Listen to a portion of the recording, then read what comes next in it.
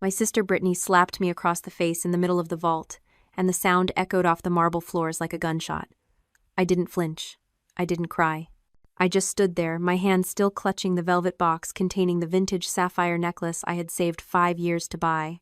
Brittany was screaming something about me being a thief, about stealing our parents' money, about how dare I spend $5,600 on myself when she needed a venue deposit. Her face was twisted ugly with entitlement, the mask of the golden child finally slipping in public. The security guard took a step forward, but before he could reach us, a man walked out of the private viewing room. He didn't look at Brittany. He looked at me. "Touch my wife again," he said, his voice low and cold as ice, "and see what happens." Brittany froze.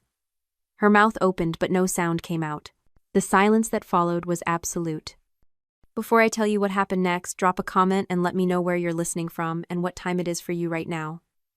I'd love to know who's part of our community. To understand why my sister felt entitled to assault me in public, you have to understand the architecture of my family. I wasn't just the middle child. I was the spare part. The ghost in the machine.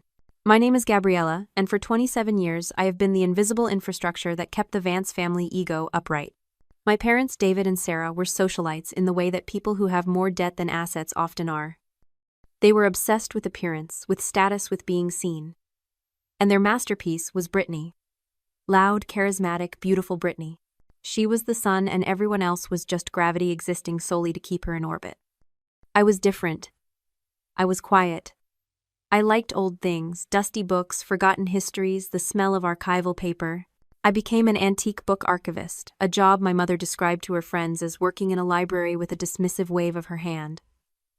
They didn't understand it, so they ignored it. And because they ignored it, they assumed it had no value. They assumed I had no value. See, in a narcissistic family system, roles are assigned at birth and they are rigid.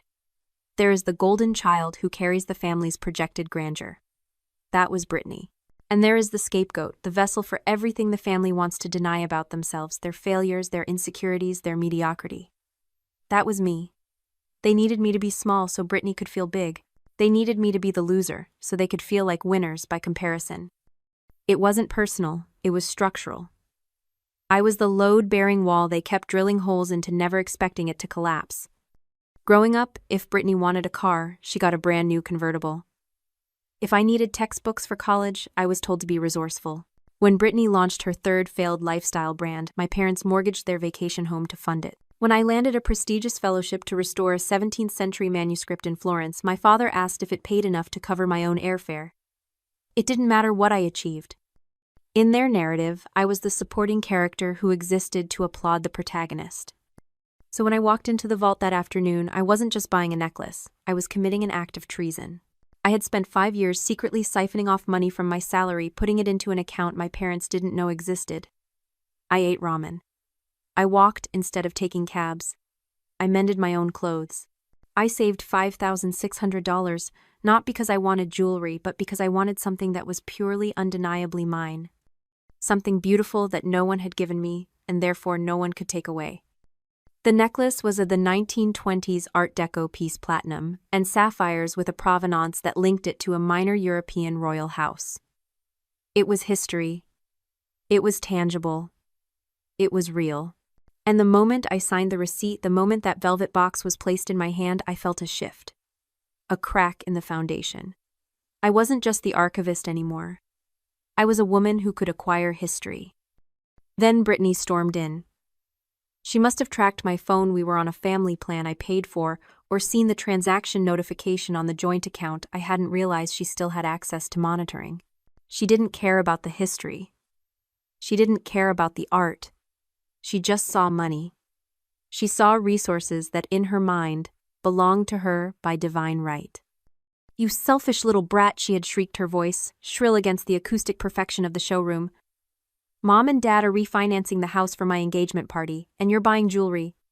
Give it to me, we can return it." She reached for the box. I pulled it back. That was when she slapped me. It wasn't a slap of passion, it was a slap of ownership. It was a correction, a reminder of my place. But then Christian stepped out of the shadows. Christian Vance. I knew who he was instantly. Everyone in Chicago knew who he was. Real estate tycoon. A man who bought skylines and sold them for sport. He was 34, terrifyingly intelligent, and rumor had it utterly heartless. He stood there in a bespoke suit that cost more than my entire wardrobe, looking at Brittany like she was a stain on his shoe. "Touch my wife again," he said, and the air left the room. Brittany stammered, her hand falling to her side. "Wife? She's my sister. She's not married. She's nobody." Christian didn't blink. He walked over to me, his movements fluid and predatory. He placed a hand on the small of my back, a touch that was firm, possessive, and shockingly warm. He looked down at me, and for a second I saw something in his eyes. Not romance. Calculation. "Security," Christian said, his voice barely raised but commanding absolute obedience. Two men in dark suits materialized from the corners of the room. "Remove this woman. If she returns, call the police and file charges for assault." "You can't do this," Brittany screeched as the guards took her arms. "Do you know who I am? I'm an influencer. I'll ruin you." Christian looked at her with mild amusement. "You're a noise complaint. Get her out." They dragged her out. The heavy glass doors swung shut, cutting off her screams. Silence rushed back into the room, heavy and thick. I stood there trembling slightly, Christian's hand still on my back. I waited for him to laugh. I waited for him to tell me it was a joke or a mistake, or that he had confused me with someone else. Instead, he turned to the store manager, who was looking pale and terrified behind the counter. "Give us the room," Christian said. The manager nodded and disappeared into the back office. We were alone. I looked up at him. "I'm not your wife," I whispered. "I know," Christian said. He dropped his hand from my back and stepped away, the warmth vanishing instantly. His face settled into a mask of professional indifference. "But you could be. For tonight?" I stared at him. "What?" "I was in the viewing room," he said, pacing slowly around the display case. "I heard you earlier. Before your sister arrived. You were correcting the appraiser on the provenance of that necklace. You noted the hallmark was pre-war Austrian, not French, and you identified the specific workshop in Vienna. You were right, by the way. He was wrong." I blinked. I read a lot. It's my job." "Your job is details," Christian said. "You notice things. You remember things. You understand history not as a list of dates, but as a series of transactions and leverages." He stopped pacing and looked at me. "I need that." "You need an archivist." "I need a partner," he corrected. "Tonight, I am closing a deal on the Blackwell building. It's a landmark property. The seller is an 80-year-old eccentric who refuses to sell to developers. He hates modern money. He hates people who don't understand the soul of architecture. He thinks I'm just a suit with a checkbook." Christian leaned against the counter, crossing his arms. "I need someone who can walk into that gala tonight and speak his language. Someone who can look at a cornice and tell him the history of the stone. Someone who is quiet, observant, and unimpressed by noise." He paused, his eyes scanning my face. "Someone exactly like you." "And the wife part?" I asked, my voice stronger now. "The seller is traditional," Christian said. "He trusts family men. He doesn't trust bachelors.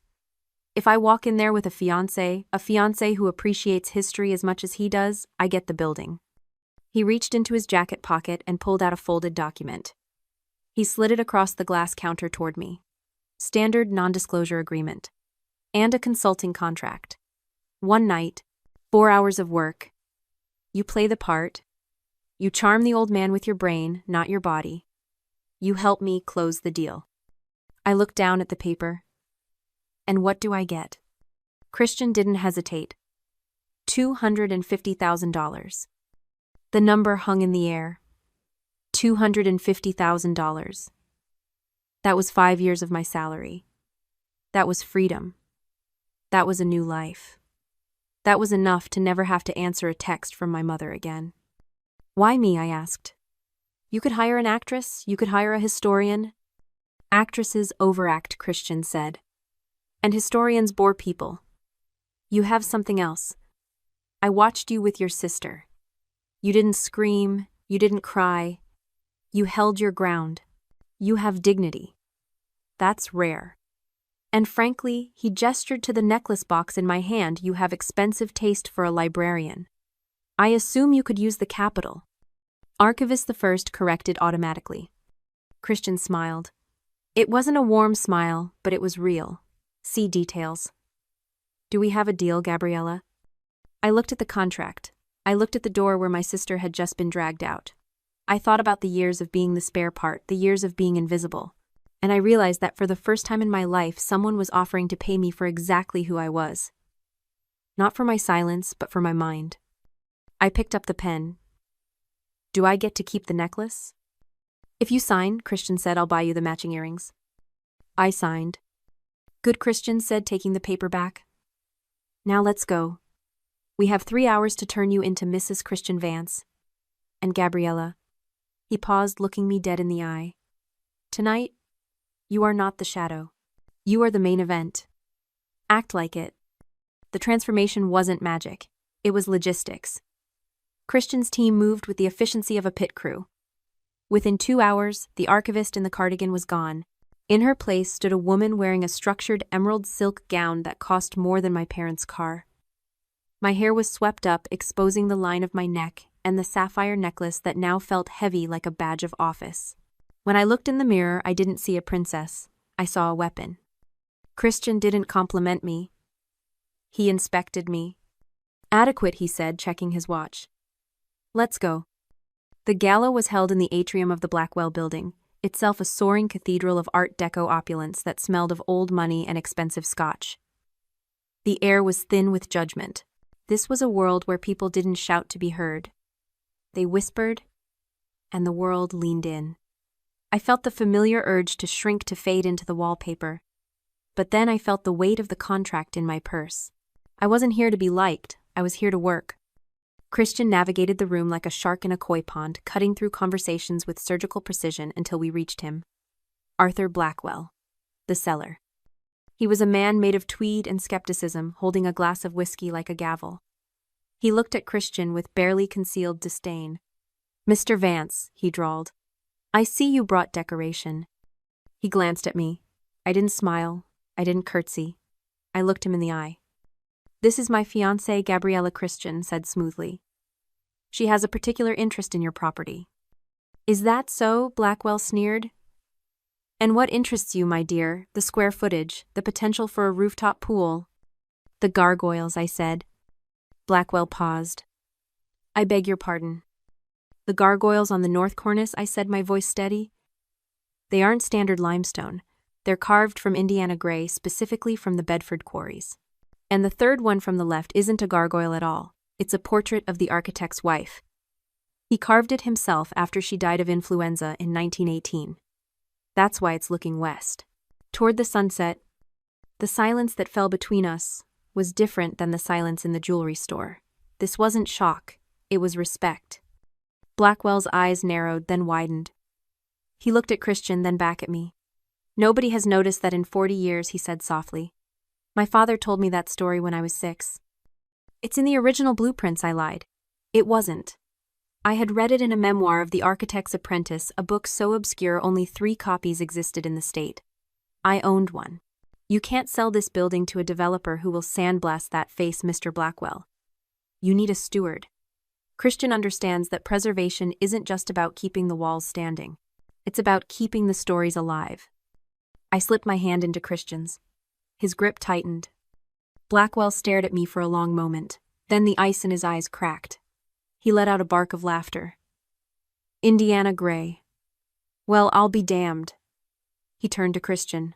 You didn't tell me she was a scholar, Vance. I thought you just hired a model.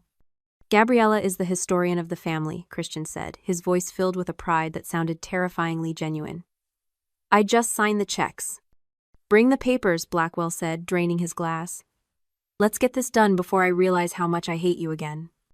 An hour later, we were in the back of Christian's town car, the signed deed resting on the leather seat between us. The city lights blurred past in streaks of gold and red. The adrenaline was fading, leaving a cold, sharp clarity in its place. I had done it.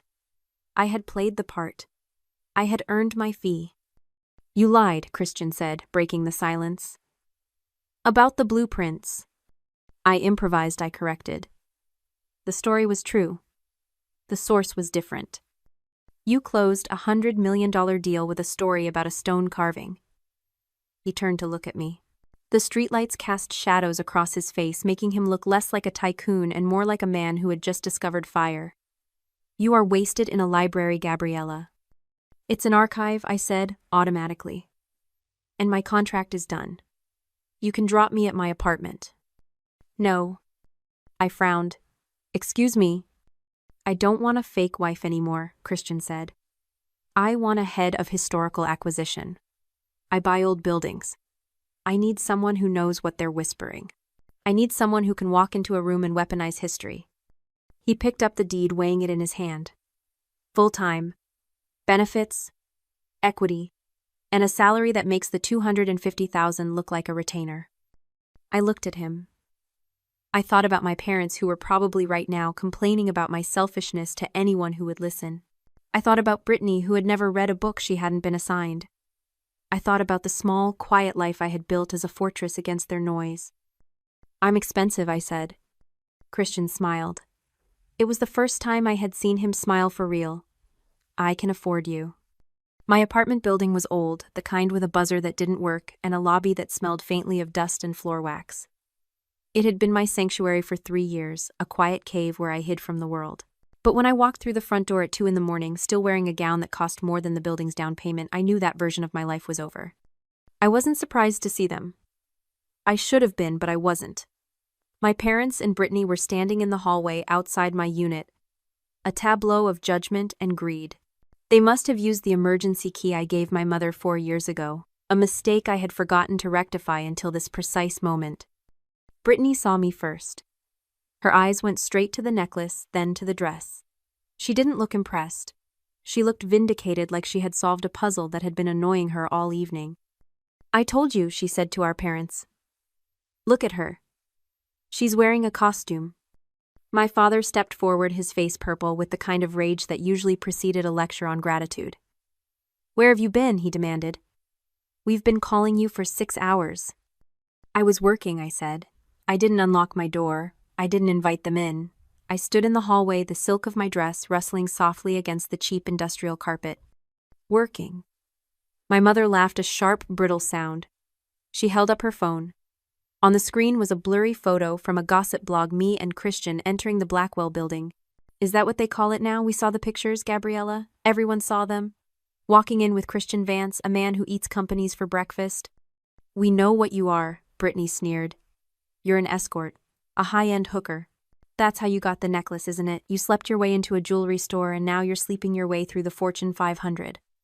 I looked at them. Really looked at them. For years, their disapproval had felt like a physical weight crushing the air out of my lungs. But now, it felt weightless.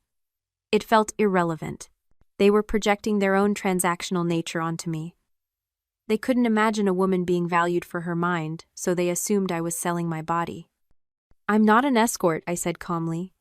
Don't lie to us, my father shouted, his voice echoing off the peeling wallpaper. You've embarrassed this family enough today. First the scene at the store and now this parading around town with a man like that. He took a breath, composing his features into a mask of disappointed authority. We're gonna fix this. You're gonna give us that necklace. We'll sell it to pay for Brittany's venue deposit.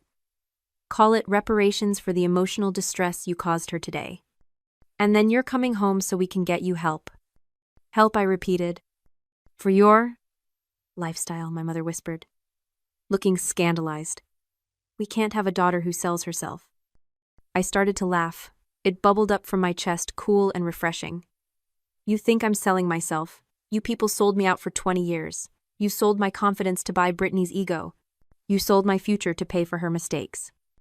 I reached into my clutch and pulled out the check. The ink was still fresh. $250,000. Look at it, I said, holding it up. My father squinted. His eyes widened. 200. Did he pay you this? It's a consulting fee, I said. For my expertise. Because unlike you, Christian Vance values what I know. Give it to me, Brittany said, lunging forward. That's dirty money, it's mine, you ruined my day. She reached for the check, but a hand caught her wrist in midair. It wasn't mine. Christian stood there. He hadn't made a sound coming up the stairs. He was still in his tuxedo, looking like a sleek, dangerous shadow in the fluorescent lighting of the hallway. He didn't let go of Brittany's wrist. He squeezed just enough to make her gasp. I believe I told you, Christian said, his voice conversational but deadly. What would happen if you touched her again? He released her and Brittany stumbled back into our father, rubbing her wrist. My parents looked at him, terror warring with greed in their eyes. This was Christian Vance. In the flesh, in their daughter's hallway. Mr. Vance, my father stammered, trying to straighten his posture. We were just disciplining our daughter. She's been involved in some unsavory activities. Christian stepped up beside me. He didn't touch me this time. He stood shoulder to shoulder with me, a united front. Your daughter, he said, is the new head of historical acquisition for Vance Global. Her starting salary is $300,000 a year plus equity. She just closed a deal that your entire net worth couldn't cover the tax on. My mother made a choking sound. Head of. But she's a librarian. She's an architect of history, Christian corrected. And she is done with you. He reached into his jacket and pulled out a white envelope. He handed it to my father. What is this? My father asked, his hands shaking. A cease and desist order, Christian said. Regarding the assault in the jewelry store earlier today, we have the security footage. We have witnesses. If any of you contact Gabriella again, if you call her, text her, or show up at her home, I will file criminal charges for assault and battery against your other daughter. And I will sue you for harassment. Christian leaned in, his voice dropping to a whisper that carried more threat than a scream. And I have better lawyers than you. I have better lawyers than God. Do not test me. My father looked at the envelope, then at me. He looked small. For the first time in my life, I realized he wasn't a giant. He was just a mediocre man who had bullied a child to feel tall. Gabriella, my mother pleaded, her voice trembling. You can't let him do this. We're your family. I looked at them. I felt the weight of the check in my hand, the weight of the necklace on my skin, and the weight of the man standing beside me who had seen my worth when they refused to. Family doesn't steal from you, I said. Family doesn't hit you. And family doesn't wait in hallways to ambush you. I unlocked my door. Get out of my building. If you're still here in 5 minutes, Christian calls the police. I didn't wait for their answer. I walked into my apartment and held the door open for Christian. He stepped inside. I shut the door on their faces, and the click of the deadbolt was the most satisfying sound I had ever heard. The silence that filled the apartment after the deadbolt clicked was heavy, but it wasn't empty. It was full of oxygen. For the first time in 27 years, I could breathe. I didn't look through the peephole. I didn't need to see them retreat. I could hear the heavy, defeated scuff of their footsteps on the linoleum, the low hiss of my mother's weeping, the silence of my father's bruised ego. They were gone. Christian walked over to the window, looking out at the street below, giving me space without leaving me alone. I need 10 minutes, I said. Take 20, he replied, not turning around. I went to my bedroom. I didn't pack everything. I didn't want everything. I took my passport. I took my grandmother's first edition of Jane Eyre. I took the hard drive containing my portfolio. And I took the emerald gown I was wearing. I left the rest. The second-hand furniture, the clothes I had bought to look invisible, the photos of a family that smiled only when the camera was on, I left it all. It belonged to a woman who didn't exist anymore. There is a lie that society tells you, a sticky, sentimental trap that says you cannot divorce your biology. They say family is forever. They say blood is thicker than water. But they forget the full quote, the blood of the covenant is thicker than the water of the womb. The bonds you choose are stronger than the bonds you inherit. For years I had treated my bloodline like a debt I could never pay off. I thought if I just gave enough money, enough silence, enough compliance, they would finally release me. But toxic families don't release you. They consume you. You cannot heal in the same environment that made you sick. You have to amputate. I walked back into the living room with my single bag. I took the spare key off my ring and set it on the counter. It made a sharp clink against the cheap laminate. That sound was the period at the end of a very long, very sad sentence. Ready? Christian asked. I touched the sapphire necklace at my throat. It didn't feel like a costume anymore. It felt like armor. Ready. We walked out of the building and into the cool Chicago night. The town car was waiting. I didn't look back at the window. I didn't look for their car. I got in, and as we drove away watching the city skyline expand before us, I didn't feel loss. I felt lighter than air. 6 months later, I was in Vienna. The project was a restoration of a Habsburg-era library, a massive undertaking that required navigating government bureaucracy, historical societies, and structural engineers. It was the kind of job I used to dream about while shelving paperbacks. Now it was my Tuesday. I was standing on the scaffolding examining a fresco when my phone buzzed. I checked it. It was a text from an unknown number, but I knew the area code. I knew the syntax. Gabriella, please. Dad's blood pressure is bad. The foreclosure is moving forward. We just need a small loan. We're family. Don't you miss us? I looked at the words. I remembered the slap in the jewelry store. I remembered the ambition in my mother's eyes when she thought I was selling myself. I remembered the silence of my childhood. I didn't feel anger. Anger is a connection. I felt nothing, just the cold, clean distance of a stranger. I didn't reply. I didn't block the number. I simply deleted the message. Everything all right, Miss Vance? My assistant asked from the floor below. I hadn't taken Christian's name in marriage, but in the industry, everyone knew I was the architect of his acquisitions. The name commanded respect. Everything is perfect, I said. I put the phone away and looked up at the ceiling where centuries of history were waiting to be revealed. I had pruned the dead branches from my family tree, and finally, for the first time, I was growing toward the Sunday. If you've ever had to walk away from people who were supposed to love you to find yourself, hit the like button and share this story. You never know who needs permission to choose themselves today.